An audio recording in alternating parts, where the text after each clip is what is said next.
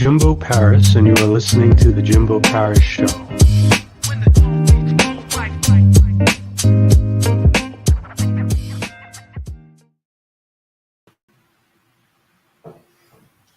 All right.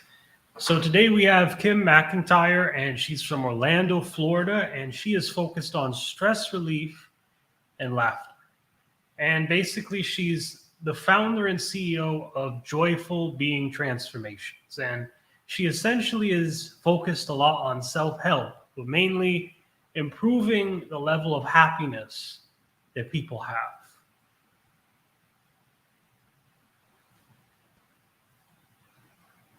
Hey. How's it going? Good. How's it going with you? Thanks for having me. Great. So, kind of to begin, what do you sort of specifically do? So I help people who know they want to enjoy their lives more. They're stressed out, but they can't quite figure out how to do it in the middle of everything they've got going on. Like they have the best of intentions, but they don't quite manifest what they want. So, for example, people will often say phrases like, enjoy the journey, or stop and smell the roses, or laughter is the best medicine. But then to actually live it, and to even if put a little bit more of it into your life, it needs to be more than just words that you say. So it's really about needing to see the value of what laughter and joy and enjoyment can provide for you. Okay. Before we get into more details, I just want to ask you, what is joy? What is joy? Okay, so there can be many different definitions of joy. For me, it's sort of like the sweet moments of life. It's like joy is very much something that comes out of the moment. I think of happiness as maybe a broader topic of whether you're happy with your life or happy with your circumstances. But joy is just an experience of now that is filled with something that lifts you up, that makes you feel good, right? So that's my definition. But if you ask different people, they can tell you different things. And so actually, one of the free resources on my website, the free resource is questions for people to kind of find that answer for themselves and discover, what is joy for me? What brings me joy? And because sometimes if you ask people, what is joy for you, or what brings you joy, they kind of draw a blank. Like, I don't know, it is not really even on my radar. Right. Yeah. Okay. Yeah. Good answer. And just to kind of go back to where we were talking here, how long have you actually been in this industry? I got started like 2001 when I was facing a health challenge. And I went to this support group for people who were facing health challenges. And amongst the different things we did, one of the things we did was daily laughter and play, therapeutic laughter and play. And it felt like a light bulb turning on inside of me, like lighting me back up after all the stress in my life and the stress of what I was dealing with the health challenge. And it just felt like coming home to me, to the true me. And then I decided, I want to teach what I'd learned to other people. And so I started not too long after that to do that. And I've been teaching to groups on and off for over 20 years. And I don't know if it's really an industry or not, but it's just, it's something I love to do. I love to do it in person. And now I've taken some of my in-person live classes that I've done, and I've created little online mini programs that people can kind of do at their own pace to kind of spark that for them, kind of jumpstart joy and happiness for themselves. Yeah. Okay. And can you kind of give us a bit of maybe the history of your career? How did this all sort of begin? But that's what it began. It began with that health challenge. and me Okay. realizing that. But then not long after that, I saw an advertisement for a training for certified laughter leaders. And I'm like, what is this? Because at that point, I'd finished the support group program and I was like, jonesing for my laughter fix every day. And I went to that training. I like booked a flight right away, bought my Mm. ticket, went to the training, and really haven't looked back. So I combined what I learned in that training with what I learned in that support group, kind of created my own thing with it. And then I just started finding places. Like I ran my own little private group for a while in Orlando for about 5 years. And then from that, word of mouth spread and different groups would come and ask me to speak. And that's kind of how it all began. Yeah. And, you founded, Joyful Being Transformations around the year of 2016, right? Yeah, I think that's right. Yeah. Okay. How did you feel when you first started that business? Um, to be honest, I would had to use my tools a lot because there's a certain amount of anxiety of just trying to figure out how to do it, right? Mm. Just trying to figure out how to make everything work and how to build the website and how to do all the different things. And I ended up finding a coach who was really, really helpful for me. And I needed that support for myself to just know what I didn't know. So I found that really helpful. And I feel the same for people who are looking to have more joy or more laughter or more happiness in their life, that they might need support as well.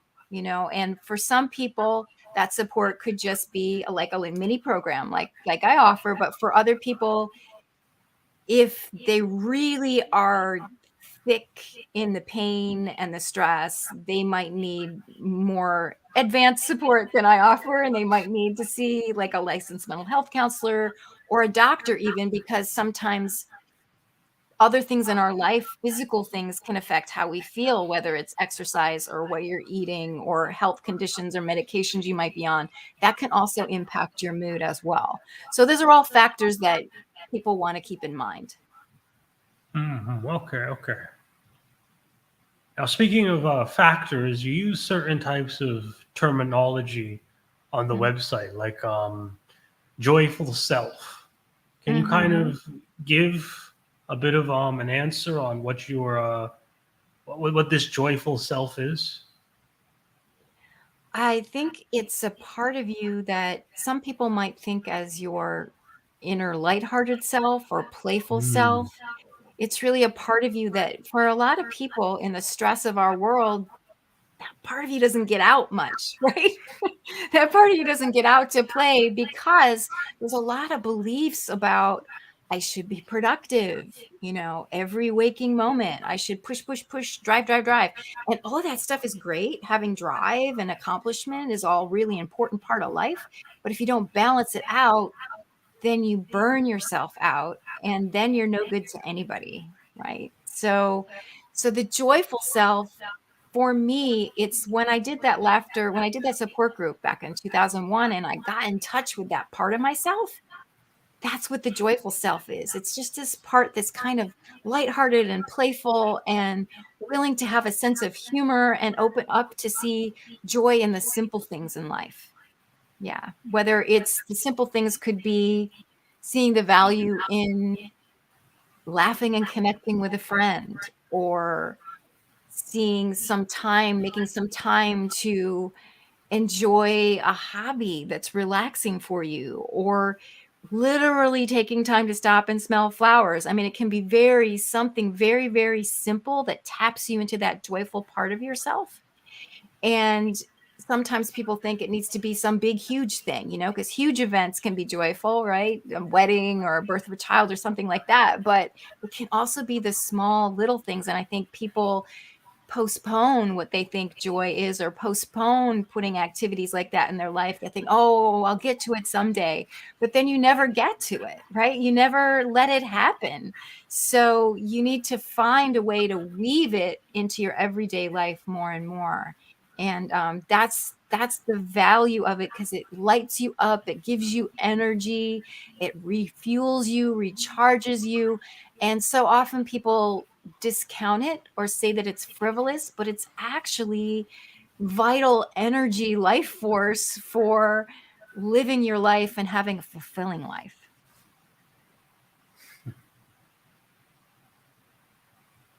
I find this very, very interesting because when I look at you and I take a good look at you, um, you definitely give off that vibe. That's why I was smiling a bit while you were talking. Yeah. Yeah. How when did you first kind of become like this? Were you always like this personality wise? I think as a child, I probably was, Okay. right? I think as a kid, that's pretty much who I was. Mhm. And actually, my mom would tell me that, but I think growing up, and then I was also shy. I was playful, but I was kind of shy. And so I think growing up, teen years, 20s, 30s, life starts to pile on. And that part of me got buried a bit. Back in the day, back as my teenagers and in my 20s, I was doing theater a lot. So I loved exploring different characters, and there was a sense of play and love of that so much back then.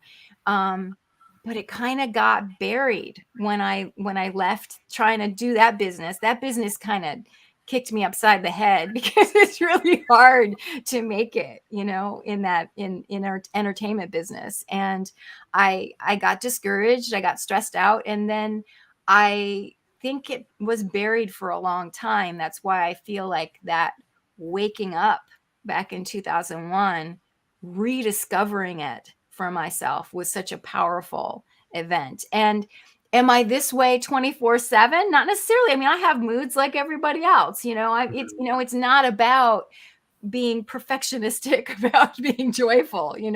It's just making a little more space for it, for yourself, and knowing that in doing that, it's not just a gift for you, it's a gift for everybody around you, because it's something that gets shared and is spread through the people that you care about in your life, and even through the people you don't hardly know, just acquaintances at the grocery store or the bank. You can spread that joy and that fun there too. Okay. Yeah, and actually, my part of my husband is like that. I was, we first met back in my 20s. I was super, super shy, right? And to him, there are no strangers. So we'd be at a grocery store, and he would be like just making people laugh and joking around. And they'd look, the cashier would look at me and go, "You live with this guy?" And I'm like, "Yeah, I do." And he makes me laugh, and I appreciate it so much. Yeah. So it's finding the people also in your life who bring that in for you. Like if I'm in a grumpy mood, I know if I call my best friend at some point in the conversation, one or the other of us is going to make each other laugh. It's just a given. It's just part of who we are in our relationship. And so I feel like if you have an awareness of what that is for you, then you can be proactive and go seek that out and pick up the phone and call, or go look for the thing or seek out the thing that makes you laugh or lifts you up. Okay. Yeah. Now I heard you were also, an actor. Way How back was in that? the day. Way, way Yeah, yeah. back. But that is super cool though. So do you think how was your experience as an actor? And obviously, did you take some of those skills that you had as an actor and kind of carry them over to your joyful being and transformation business? I think the piece of it that helped me the most was knowing I could stand in front of an audience and speak, because I'd done it as an actress. It was different because as an actress, someone's giving you the lines to say, and you are showing up not as yourself, but as a different character, right? But it still translates to being able to stand on the stage, and if you've got stage fright, to be able to breathe through it beforehand and just show up and do it. And so I do feel like it's carried over somewhat. And sometimes when I'm giving a speech, I might bring in some characters to play act out different things, like act out somebody being stressed or whatever. I might call on that skill. And it also helps me. I also have a YouTube channel, and it kind of helps me to just sit and put myself in the headspace to film videos when there's nobody else there, and just imagining the audience there, even though it's me talking to a light on my phone. So yeah, so I think it was helpful. I don't know that it would have been as easy to make that shift into showing up and teaching in large groups if I hadn't had that experience earlier on in my life. I think it would have been more challenging. I think I still would have done it. I think I still would have challenged myself to do it, but it did make things a little easier, I think. Yeah. Okay. Okay. Now let's kind of jump back to the joyful self now. Do you think there are any misconceptions that people might have about the joyful self? I'm not sure what you mean. Can you? Yeah, sure thing. So, kind of, you explained what the joyful self was, but do you think somebody else that you may be trying to teach your client, or someone Mhm, else that may not have ever heard of the name, would they mhm. have a certain perception of what it means that could be wrong? I think that even though I defined it, there's not necessarily one clear definition. Okay. So someone else's joyful self may feel slightly different to them. Maybe they don't feel it as a self. Maybe they just feel it as an in the moment thing. And so the word joyful self doesn't speak to them and the word joy does. That's great. Um, I I think it's trying on. I think if there is a misconception, it would be that once you've inhabited your joyful self, you're not allowed to do anything else or have any other mood or do anything else. So they might Ah, okay. think of it as in a perfectionistic way. And I think some people have labeled that as like toxic positivity, where you're trying to be all of that, but it's not really organic and it's not really real. And so, like, one of the advice that I often give people, if joyful self feels too far away, if joy feels too far away, to look for something smaller, to look for a way to bring the energy of comfort in. So maybe joy is too far of a stretch, but finding something that's comforting to you or soothing to you might be headed and leaning in that direction, but not such a big, huge expectation that you think you can never fill. Does that make sense? Yeah, that was a great answer. You answered exactly what I was Mhm. asking you there. Yeah, you raise a good point, because I think when some people may look at this self joy, they might think, oh, I have to be happy all the time, and I can't Mhm. really be human. And okay, Mm-mm. I No, no, was no. It's about, see, what I feel like being human is great, but I think what our ancestors were programmed to, if you see the negative thing first, it helps you to survive. So they call it negativity bias, that you're biased to see the negative thing. And what I'm talking about is balancing that out, so that there's at least some space in your life to experience whatever joy, enjoyment, laughter, what that is for you, and discovering that for yourself. So it's really a bit of balance. It's not necessarily an all or nothing thing. mm, okay. Yeah, and I that could be a misconception that people have. Yeah. Well, that's Yeah. very good. I think I'm glad that we kind of addressed that. Yeah. Yeah, because it's easy to get like, well, it's easy to think like you're a failure, Mm, if you're trying to be joyful, and of course, stuff comes up in life that's hard, and of course stuff is hard. And yes, being able to find your sense of humor in the middle of a challenge can make a challenge feel easier. But if you're not able to do that, it doesn't mean you failed. You'll have your sense of humor back tomorrow or the next day. It's what I'm talking about is not letting it drop off your radar completely so that you go weeks or even months without laughter, without joy, just totally absorbed in the stress and the negativity, which you can easily absorb all around you in the world. It's finding that respite from all of that, really. Yeah. And I think in your teachings as well, uh, I have another question to ask you. What are 10 questions people need to ask themselves to achieve self joy? Well, that's actually my free giveaway on my website. So if they want those 10 questions, they just go there and download them. And it's really, those questions are for to start a spark of the discovery process, to really look at what is it for you, because not everybody's the same. Not everybody finds joy in the same things. Not everybody laughs at the same things. And so rather than me giving you a formula, here, do A, B, C, and D, that may not work for everybody. What works for me may not work for you. So it's really, you can just go and start with that worksheet to start reclaiming joy for yourself. Yeah. So I don't have all those questions memorized, but a question you could start with is, do I value joy? Do I Okay. want more joy?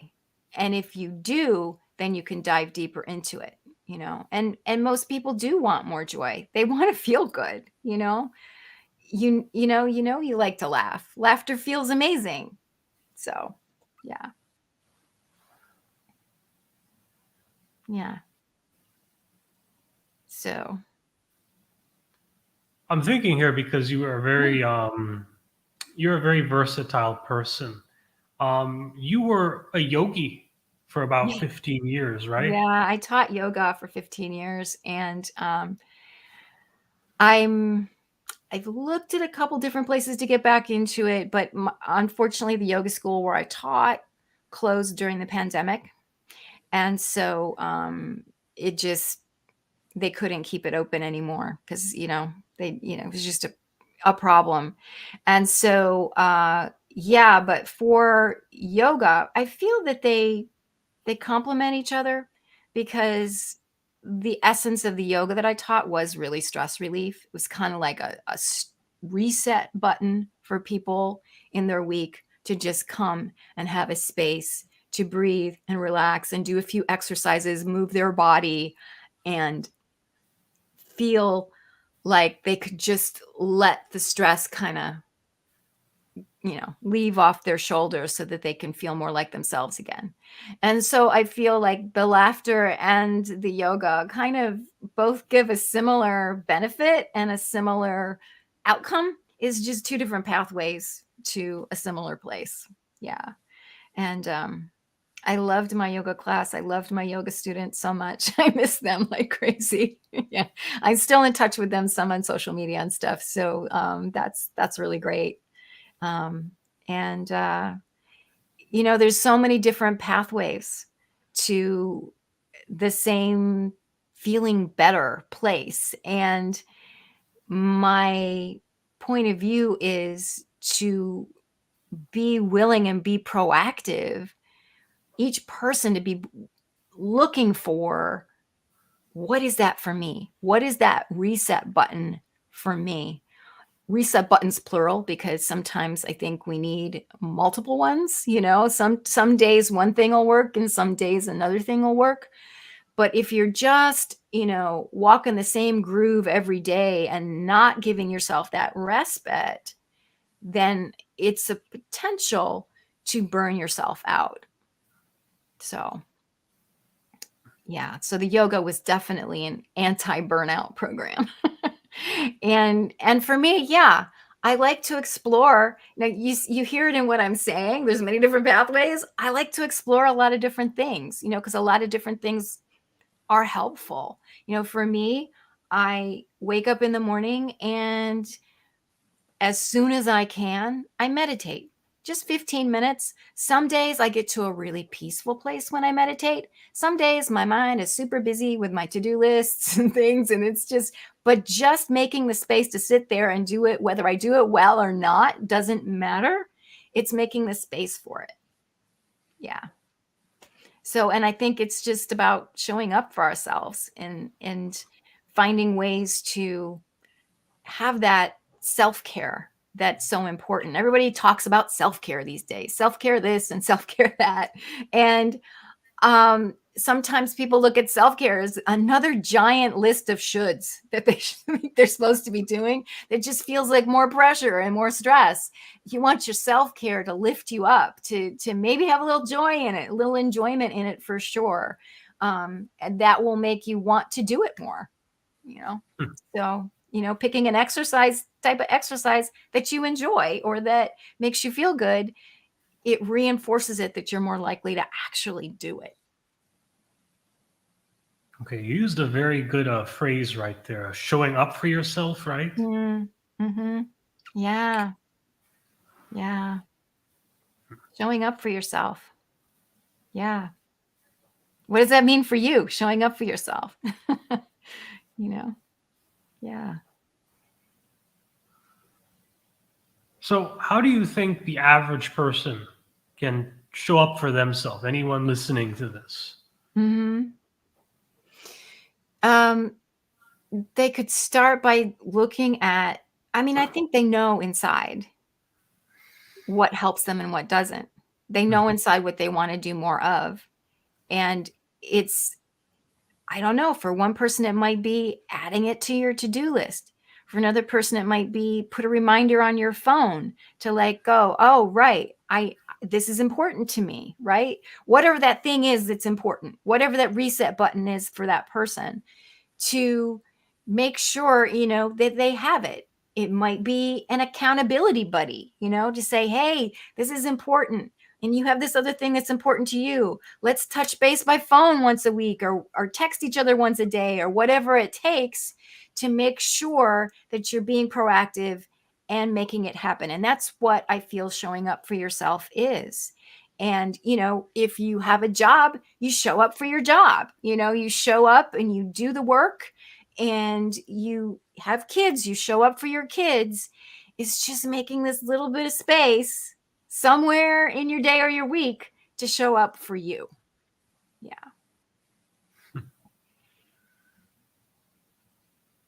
Almost like make an appointment, if yeah, I showed up for yoga class because it was in my date book, so schedule it, make it happen. That's one way. Very good. Yeah. So, covering more worldly events. Mm, In 2022, I think Finland was one of the most happiest places in the world. mm. Why do you think that is? Um, I vaguely remember seeing that study, and there are different factors, in terms of life circumstances that do promote being happy. But I think some of it is cultural, that it's okay to be happy. And I think sometimes, at least in the culture that I was raised, workaholism is not necessarily seen as a bad thing, It's, even though it can, drive you into the ground, it it's rewarded. And I'm not saying don't strive, don't work hard. No. There's the phrase work hard, play hard. And I think in Finland, they have a word for it there, and I don't remember the Finnish word. It's some word that means the basically the bigger quality of your life. And forgive me, anyone in Finland, if I'm getting the definition a little bit wrong, but I remember seeing a piece about it and how it's like a way of being. It's a mindset that values uh, all of life, not just work. It values family and fun and connection with people and being outdoors in nature and all the things that you might put in the category of self-care and enjoyment. And so I think it's a cultural thing. And what's interesting too is I've in the process of working on an article that I'm writing about laughter in the workplace. And I've been interviewing different people at different companies and noticing with the companies also it's a bit of culture. Like the first company that I interviewed, their culture was very supportive of it. They had like special things that they did every day on Friday where they had like Friday recess for an hour, and they encouraged people to have a sense of humor, and they would have fun activities and social connection activities for their employees. It was like baked into their company culture, and they have almost no turnover. Like anybody who gets into that company, they love working there and they stay, you know? And yet there are other company cultures where like laughter is seen as something, you know, bad and threatening, and like something's wrong with you if you're laughing, you know, and you must be goofing off. You must not be doing it right. And the truth is that laughter actually enhances productivity. You know, people are more productive and more creative if they're free to be a human being, you know, and laugh or whatever. So I find that fascinating that yes, in Finland it is a culture, but even there are smaller cultures like within companies that can either support that or discourage that. And so I'm fascinated by that. Yeah. And I've found with a number of people that I've worked with one-on-one or in groups that often one of the things they need to do is to give themselves permission to enjoy themselves, to make a little space for themselves. Like even my best friend will call me up and she'll say, do I have your permission to take some time off? Like she'll ask me for permission because she can't give it to herself. And I'm like, of course, make that space for yourself, you know, because there's like a tape in the head going, I really ought to be doing something else because everything's not checked off my to-do list today, you know. But if you give yourself that refresher, then you can go back to those things with refreshed, renewed energy and do them even better, you know, be even more energized and more yourself in it and bring your whole self to it in a way that you couldn't if you're like drained and half yourself. Yeah. Okay.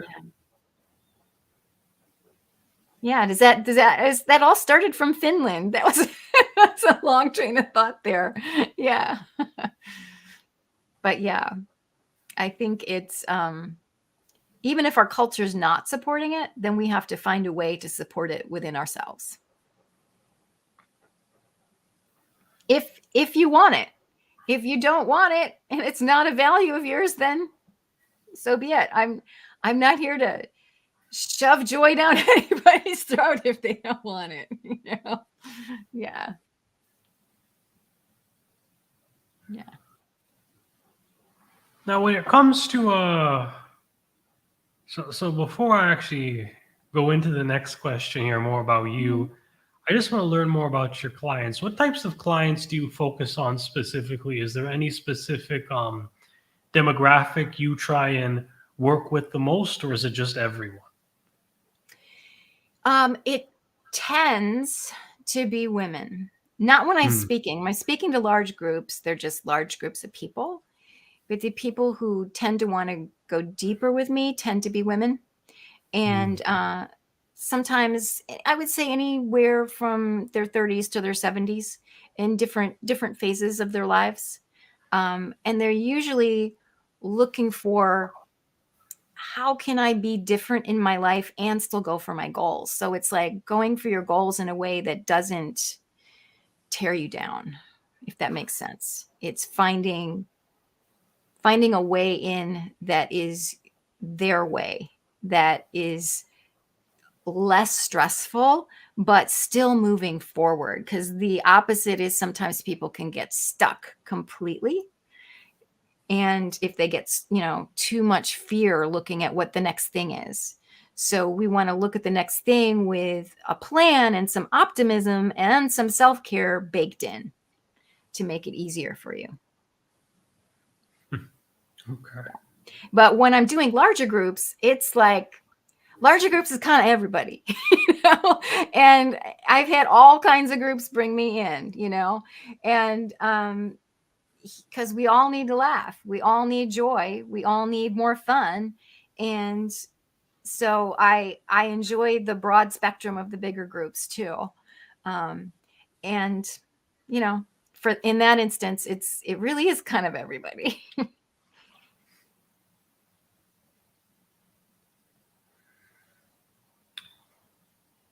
And when it comes to more you, when we jump back to you, who do you think inspires you as a coach and an Mm. entrepreneur? Mm.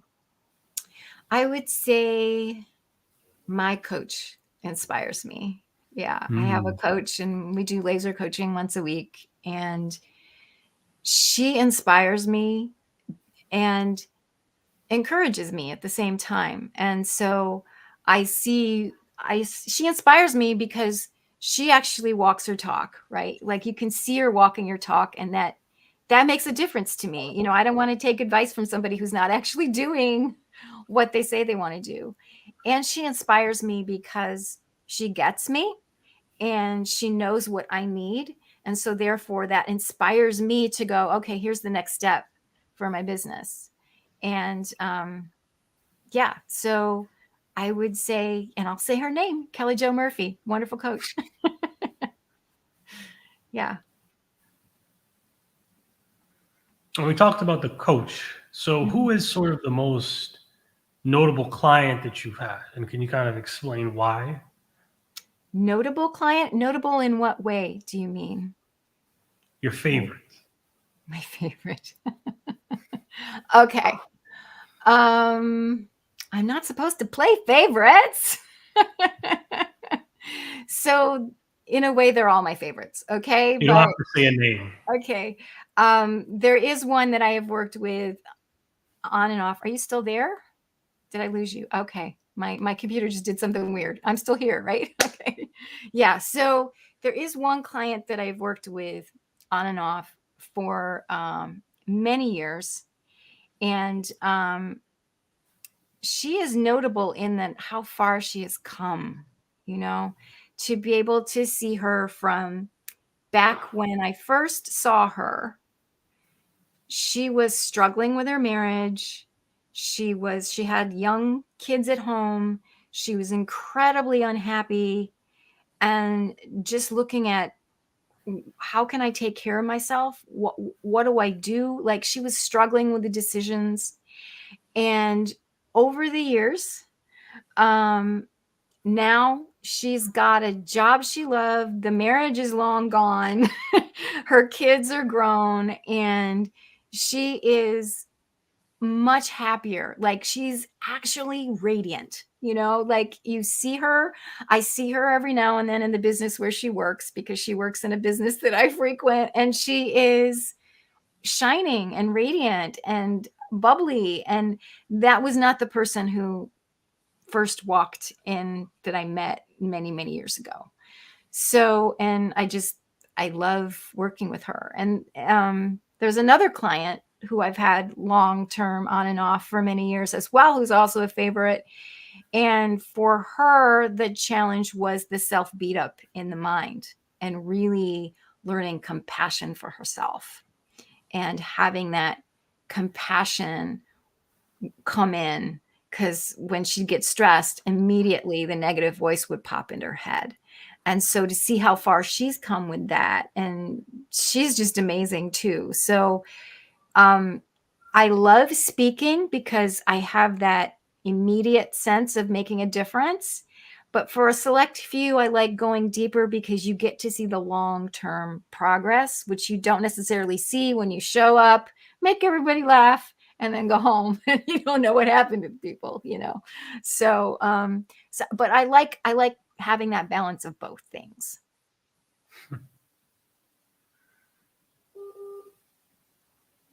And what exactly are your what's the word I'm looking for? What are your sort of influences besides sort of the coaches and these great clients that you've had, what are your influences In life in general? in general? In general. I feel like I love to read. So I always have uplifting books around. So I love to read fiction books too. And for a fiction book, I'll just put them in my Kindle, read them, and be done with it. But the nonfiction things, the things that are more deep, that I read, I like to have copies of them around so that what I'll do, and this is something I usually do after I meditate in the morning, I just open to a page, any page in a book, and see if it speaks to me that day. And very often, 9 times out of 10, has a message that's perfect for that moment or that day. And so, but all kinds of authors, like Brene Brown is a big one. Think of some of the other authors. There's just so many books. And I feel like the words, like, I know a book is meant for me if when I'm reading it, I feel something open or shift or have an aha inside of myself that calms me or excites me or shows me the next step. If I'm just reading words, I go, yeah, it's probably not my book. And I actually had one book that I wasn't quite ready for it when a friend gave it to me. It was Michael Singer, The Untethered Soul. And I started reading it and like the words were not sinking in. I'm like, why did this person give me this book? Right. And then I saw him interviewed by Oprah a couple years after that. And then I picked up the book and it was the right time. And the words just sunk in. I was like, oh, this makes sense now. This speaks to me now. And that book was very much about your busy mind and how it doesn't always serve you, and so being able to witness it and watch it and realize that it's just thoughts in your head and it's not the whole of who you are, which is sometimes an interesting concept because some people think of, I am my thoughts. No, thoughts are something that come in and go. You are something much bigger and different than your thoughts or your body or your, job or anything else, any other label you would give yourself.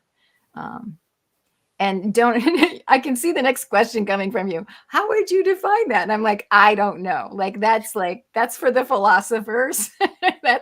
that's for the, the priests and the teachers and all of that. That's beyond my pay grade, but, but I do enjoy reading things like that I feel open me up. And so that's one of my biggest influences. Yeah. Yeah.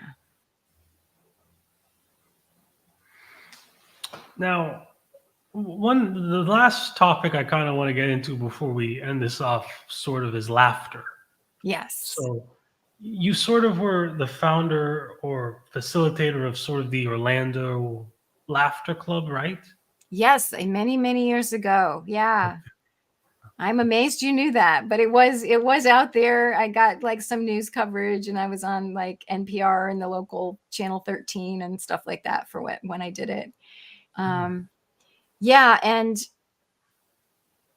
it's just so much fun to laugh, and laughter is that contagious energy that just naturally spreads. When you hear someone laugh, it makes you want to laugh. Like, I think there's like a YouTube video I saw of someone who did a laughter experiment where they just would go stand at a bus stop or a train station and start laughing just for no reason. And they'd be like listening to something on their phone or pretending, and they're just laughing. And then like the laughter would just spread to everybody. And it in an instant can lift you up and make you feel better. So I feel like if the drug companies could make something that made you feel that good that quickly, they would make a fortune from it. But fortunately, laughter's free. So you can give yourself a little dose anytime you want to seek out some laughter, So what I teach is like how to find that for yourself. Again, it's different for different people because not everybody has the same sense of humor, but it's the same messages with joy as being proactive to look for it. And one misconception people often have about laughter is that you need to be in a good mood first, right? And Yeah. you don't actually need to be in a good mood first. You think of a time when you felt super down or grouchy or irritable, and someone comes along surprisingly and makes you laugh, you feel better in an instant. So you didn't have to be in a good mood first to laugh. So even if you're in a bad mood, that's when laughter could be the most good.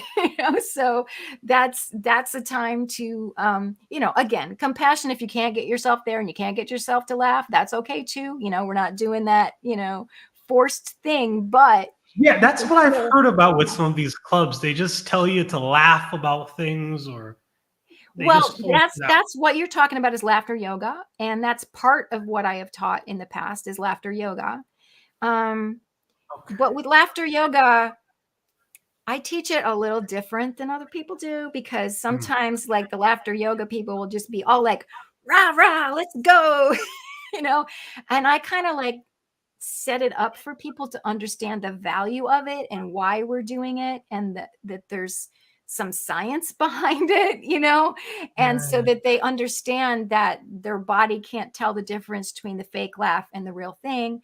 And I also make sure that they're really aware of how it's impacting them. So we'll sit first, we'll breathe, and they'll do like a self check-in on how they're feeling, and then we'll do some of the exercises, and then you'll come back and do a check-in again and notice if they feel different. And almost everybody does if they actually try it, but some people it's too much of a stretch and laughter yoga isn't for them, and that's okay too. And I give people permission always when I do that portion of it to say, if you don't want to join in, you can just sit and smile and enjoy watching the rest of us laugh. And what happens is sometimes they hear the sound of other people laughing and they start laughing anyway, so yes, laughter is more enjoyable when you can find what makes you laugh organically, but it's beneficial either way. So that's the theory behind the laughter yoga. And I try to do it a little more gently with people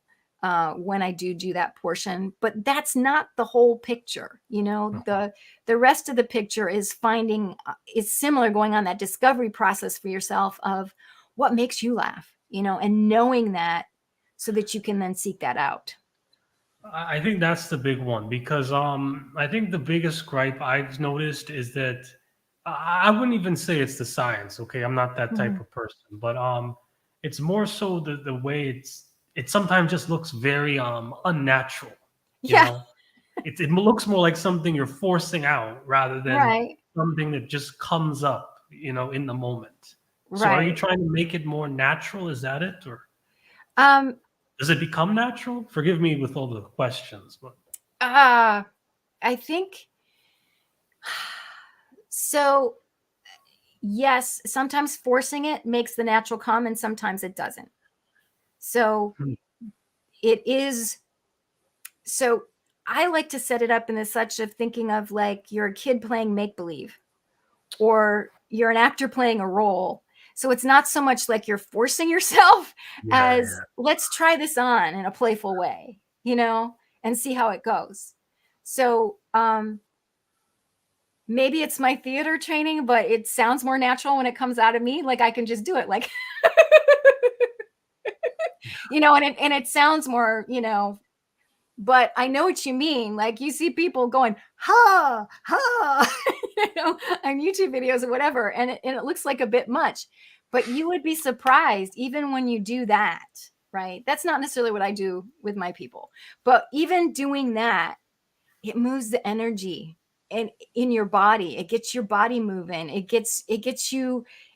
breaks the cycle. Because what happens is you get that negative mind cycle, like a gerbil on a wheel, and it's a total interrupt of that in a good way. So, but you know what? That's not everybody's jam. So that's why I say it's not the whole picture, so it's just as important to know what makes you laugh, or maybe more importantly, who makes you laugh. So because laughter is something that connects people, that bonds people, that helps people through challenges and help each other through challenges. But you also have to know that not everybody has your sense of humor. So sometimes humor that's kind of like a put down humor.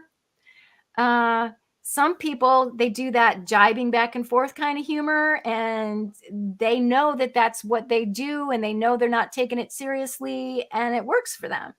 But if you try that with somebody else, they might take offense and be offended and feel like, hey, you're putting me down, you're making fun of me. And so you just need to be aware of the humor styles of the people around you, especially like in a workplace environment. You just need to be aware of that. Because, and if you do offend somebody, not to say, oh, come on, I was just kidding, but to really say, oh, I'm so sorry, I didn't mean to offend you, to actually just quick apology. That takes care of it. It's worth the risk to put yourself out there and to try to make somebody laugh and then apologize afterwards if it didn't go well. It's definitely worth the risk because it really does build connections between people. Okay.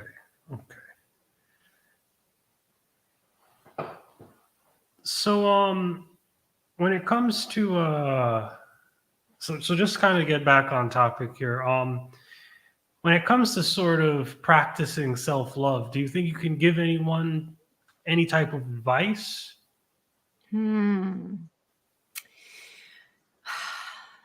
I think the biggest piece of advice I would give, and you ask anybody to answer this question, they might give different advice, right? But I would say that awareness is key to self-love and to everything I've been talking about. If you don't know that you're judging yourself harshly in your head, if you're not aware of when it's happening, then it's hard to counteract it with self-love and compassion because it takes off and has steam. So it starts with awareness. And, maybe that's my yoga background talking, because yoga is very much about awareness in the moment of what you're feeling, how your body feels, where your thoughts are at, and building that moment to moment awareness can help you realize when you need to give yourself a little extra self-love. That's one piece of advice. I mean, there's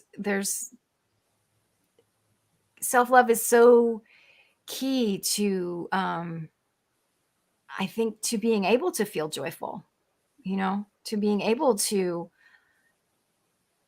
share that with people. Because if you don't love yourself and you're miserable, then joy could even feel uncomfortable or threatening, or someone else's joy could make you feel uncomfortable or threatened.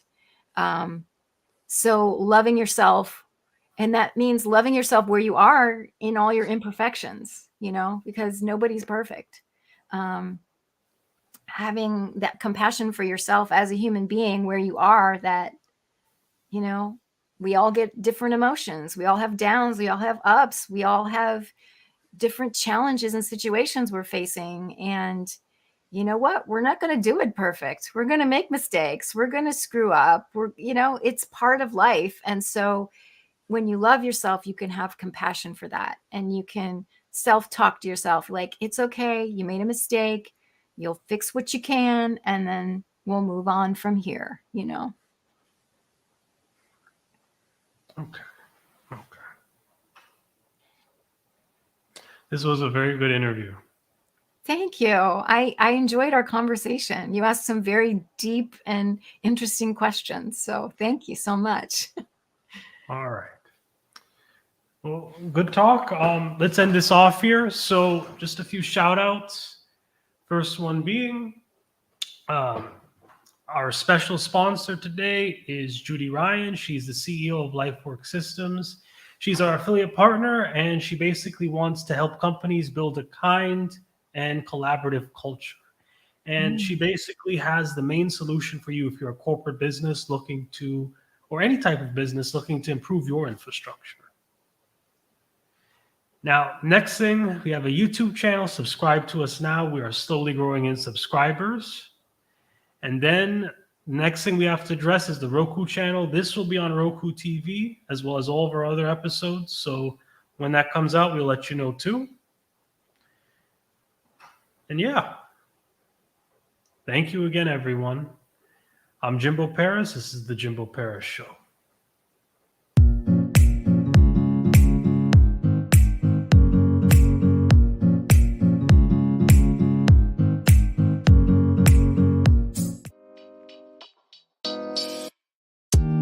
Thank you for listening to the Jimbo Paris Show.